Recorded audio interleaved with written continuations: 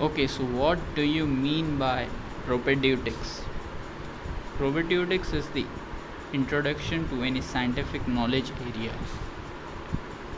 If we are concerned with the internal diseases, so we will define as the introduction to the medical specialty of internal diseases, the science which is concerned or which studies the symptoms of any diseases, its diagnostic methods, the diagnostic logistics, and the treatment principles. We'll call it as propedeutics of internal diseases.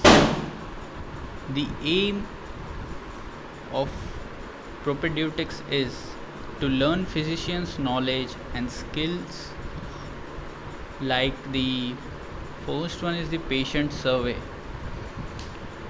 Secondly, we can do the visual examination of our patients by watching the external looks of our patient. Does the patient look stable, satisfactory, moderately severe or critical? Thirdly, we can do palpation using our hands. We can palpate the patient's body part, and by touching with our bare hands, we can check the size, shape, and the firmness of that organ. Percussion is a method of taping body parts with our fingers or hands, or we can use small instruments for percussion or for tapping, using small instruments as a part of physical examination. By doing this, we can look for size, consistency, and borders of the body organs. Also, we can see the presence and absence of fluid in that body area. Next, auscultation. Auscultations mean listening to the sounds of the body during the physical examination. Usually we do this using stethoscope. We hear the murmurs and the various sounds of the lungs. So that process of hearing or listening to the sounds of the body is known as auscultation. Nextly, we will look at the theoretical basis of additional examination methods. Studying, we can study the laboratory results which comes after any blood test we do or any urine test we do, or we can use any instrumental like ECG or MRI scan or X-rays. All that comes under the aims of propedeutics. These are used for clinical syndrome diagnosis formation. Nextly, what are the tasks of propedeutic? Propedeutic tasks are to develop basic physician's examination skills, basic clinical symptoms revealing using physician's skills. Thirdly, clinical syndromes diagnosis with its causes and development mechanisms. What is a medical deontology? It is the science devoted to physician's duty, that is, ethics rules for professional duties fulfillment by medics. What do you mean by diagnostics? We have always listened that the word diagnostics. So the word diagnostics is a Greek word. It is taken from the Greek language. It is a part of medical science which studies methods and consequences of patient's examination for disease determination and patient's treatment. Nextly, we will see what is a symptom. First, pruritus. What do you mean by pruritus? Pruritus is nothing but itchy skin. Sometimes our skin gets itchy and we feel like scratching it again and again. So the irritating sensation which makes you want to scratch is known as pruritus. Cough, everyone knows what is cough. Dyspnea is the difficulty in breathing. or we can say there is a feeling of suffocation, there is a tightening of chest in dyspnea. Cyanosis is nothing but the discoloration of skin. You will see bluish skin or any discoloration of skin. It's due to the lack of oxygen in our blood, or we can say deoxygenated blood or reduced hemoglobin in our blood. Okay, next is edema. Edema is swelling in a body organ or body tissue. The swelling occurs due to the fluid accumulation. So we can define edema as swelling due to fluid accumulation in the body tissues. It usually occurs in feet, ankles and legs, as the whole body weight is concentrated on our lower limbs. So feet, ankles and legs are usually most prone to edema, but in some cases we can also see that whole body is involved in edema. So whole body can also get involved in edema. Whole body can also swell sometimes. Next, leukocytosis. Leukocyte, as you know, it means WBCs. So leukocytes, when there is increased number of leukocytes, when the WBCs are more than normal quantity, then we call the condition as leukocytosis. Then the hyperglycemia. Hyperglycemia, as the name is suggesting, hyper means more, glycemia means glucose. So more blood glucose or more blood sugar present in our bloodstream, that condition will be known as hyperglycemia. It occurs due to the insulin imbalance. Sometimes the insulin does not get into work properly, or our body produce very little insulin. This results inside our body the glucose level will rise. So that condition is called as the hyperglycemic state. Next is FEV decreasing. FEV stands for the forced expiratory volume. Forced expiratory volume. It measures the lung volume or the air volume of our lung. So the FEV or the forced expiratory volume is the measure of how much air a person can exhale out during a forced breath. It is an important measurement of lung function. So FEV determines our patient's lung function, whether our patient's lung is functioning good or not well. Diagnosis of this FEV can help us identify if a patient has COPD or not, chronic obstructive pulmonary disease or not. Okay. Next, BP increasing, blood pressure increasing. Pressure created by our blood or the pressure exerted against the walls of arteries by the blood.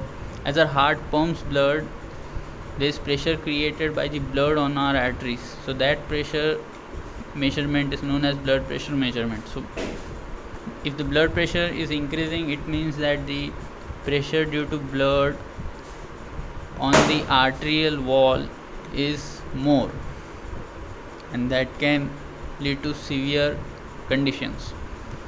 Next is pathological Q wave appearing.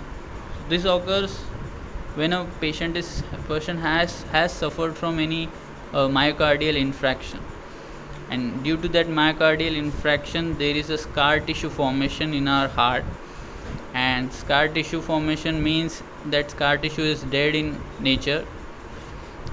It does not have any electrical activity, and due to that there are multiple Q waves seen inside the PQR complex when we take a ECG of that patient. Nextly, fever. We all know that what is fever. Fever, if the temperature of our body is greater than 100.4 Fahrenheit, then we call that the person is suffering from a fever.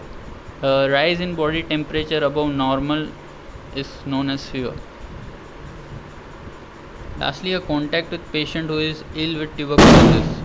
As we know, tuberculosis is an airborne disease caused due to the Mycobacterium tuberculosis.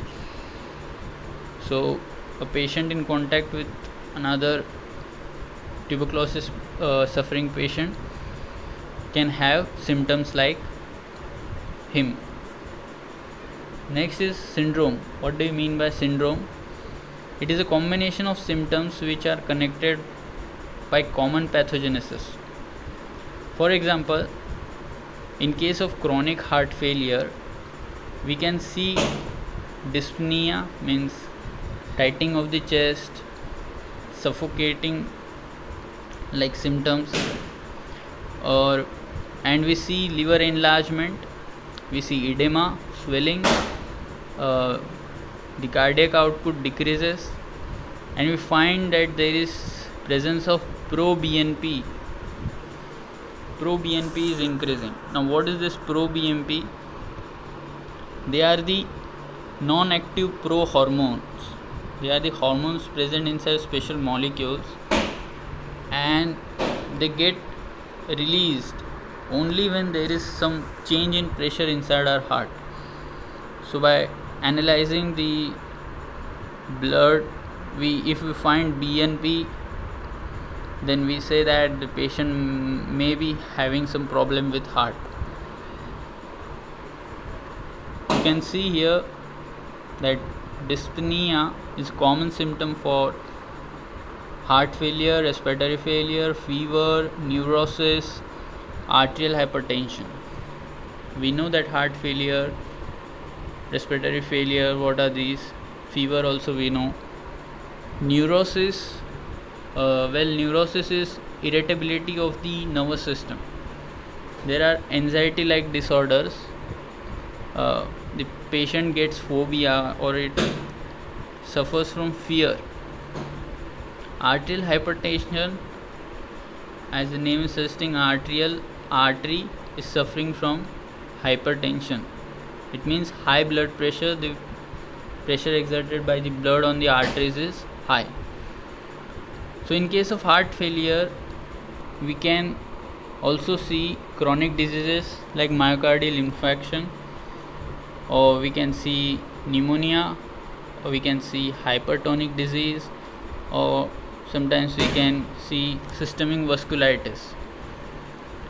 Another name of systemic vasculitis is polyarthritis nodular. It is an acute inflammatory disease that involves all the layers of arterial walls. Respiratory failure, we can see in pneumonia, in myocardial infarction, and sometimes in systemic vasculitis. In case of fever, we can find fever in pneumonia and in systemic vasculitis. Arterial hypertension, we can get to see arterial hypertension in cases of pneumonia, hypertonic disease, and systemic vasculitis. System revealing methodology. Patient's complaint we should note down. Secondly, functional status and signs of the patient we should note down.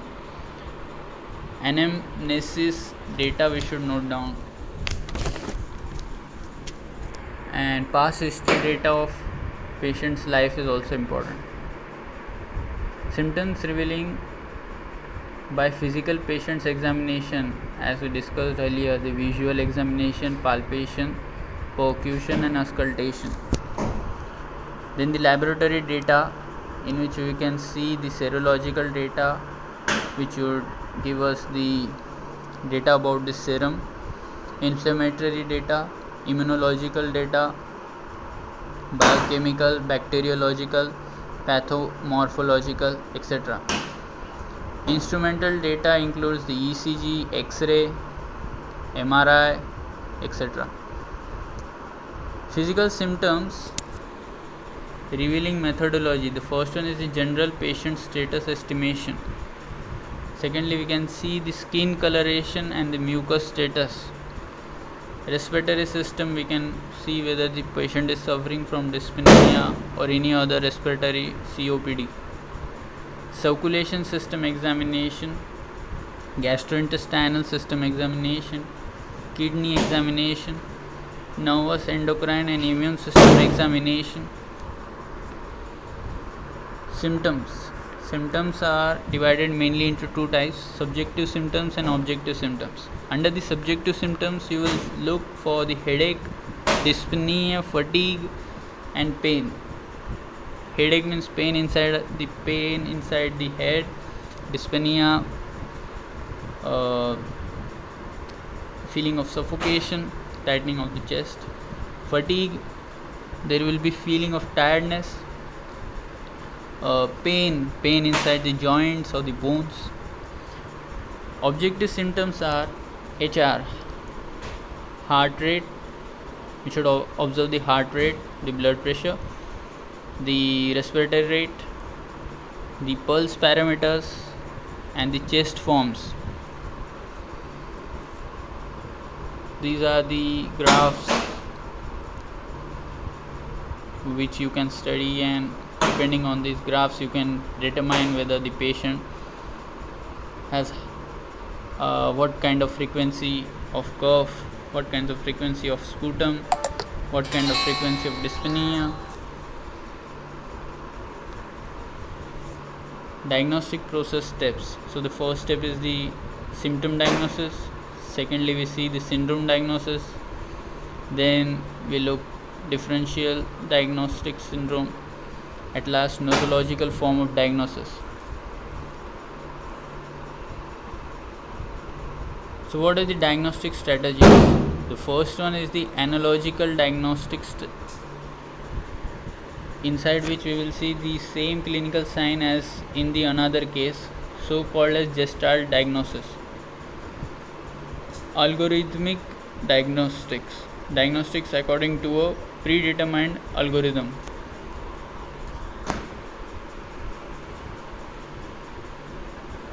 Full strategy. Based on a complete subsequent patient's examination, we can determine the patient's full strategy. Hypothetic deductive strategy. To confirm or disprove predetermined hypothesis and deduction of probable nosological form number comes under the hypothetic deductive strategy. Anamnesis morbis. What do you mean by anamnesis morbis? History of the present illness.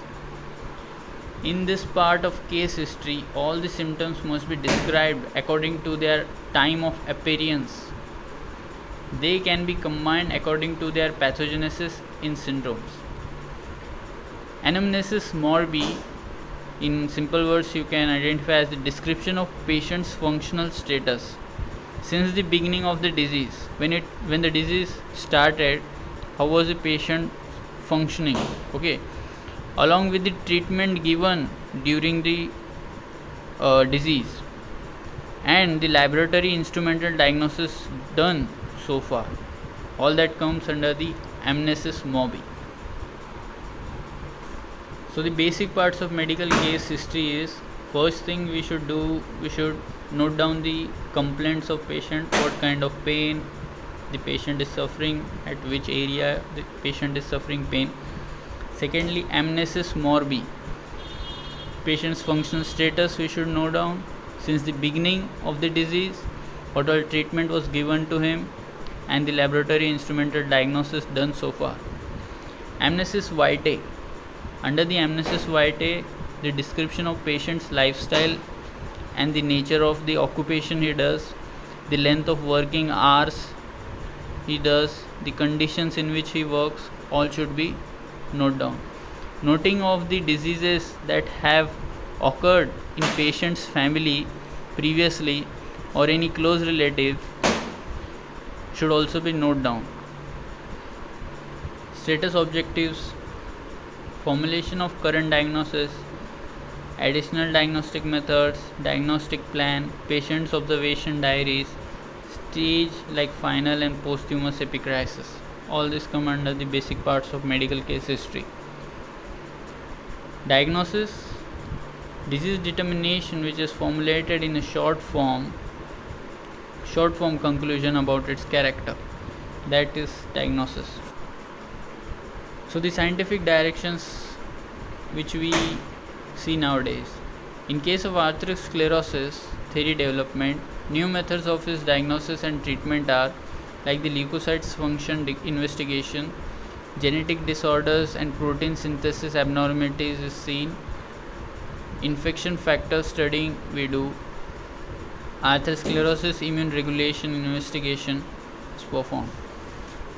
Study of anti-infection defense and inflammatory processes, immune regulation in the inner diseases.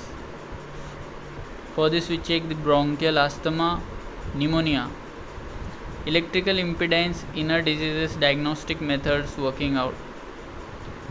Under this we see the polycardiography, electrical impedance spirometry and laboratory diagnostic without chemicals. The atherosclerosis theory development, new methods of its diagnosis and treatment are leukocytes, lipids, realizability investigation, protein synthesis, leukocyte function investigation, leukocytes synthesized pro-arthrogenic proteins function investigation, pro-arthrogenic proteins gene alleles investigation, new laboratory diagnostics method working out, new lipoproteins, leukocyte proteins theory construction. For the study of anti-infection defense and inflammatory processes, immune regulation in the inner diseases, we do the protein synthesis leukocytes function and the antimicrobic peptides leukocyte synthesis investigation, antimicrobic peptides and protein gene alleles investigation. The pneumonia as well as viral infections and allergic disorders causes studying, investigation of anti-infection defense, cytokines, regulation mechanisms. In case of electric impedance, inner diseases, diagnostic methods working out. Electrical impedance means full and complex biological tissues resistance to alternating electric current. It is just opposite to the ohm or the resistance. The electrical impedance is depending of the chemical compounds of biological tissues and fluids, diameter of electrical current conductor and conductor's geometrical form. Biological subjects resistance is seen as electrical resistors, condensers and inductors reaction, as well as it depended on frequency of probing alternative electric currents. Electrical impedance depends on frequency of probing alternative electrical current. First is the ohmic or the active resistance. Secondly, it's the capacitance or the capacitive and the inductive reactive electrical resistance. There are special symbols for the ohmic resistance and the capacitance resistance. At last, it is the inductive ballast resistance. So that's all for today. Study, watch my video again and note down the important points like the important definitions like the dyspnea, what is fever, what is myocardial infarction. Take care and bye.